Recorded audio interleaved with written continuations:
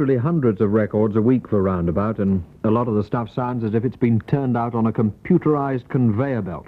But every now and again a debut disc stands out.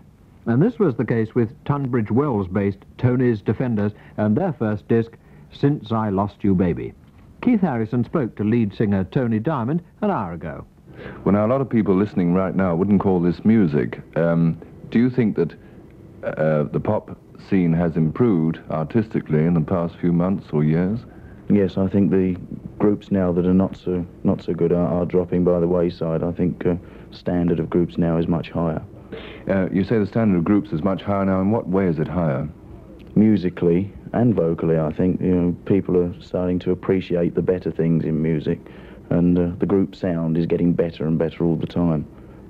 Would you say there's more work now going into arrangements and so on pop records? Definitely, yes. Yes, more time, I think, is being spent in the studio and before you go into the studio to make a number 100% perfect before it goes out.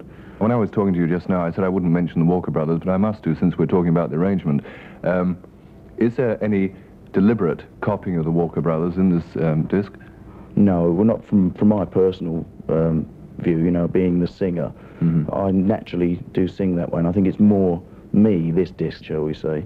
And I feel it's wrong to perhaps change a style from the natural voice, and I think it's better to follow the actual voice that is natural to you rather than, copy somebody else. Or even if it's a risk of copying someone, it's best to stick to your own style, I think, and not alter it at all.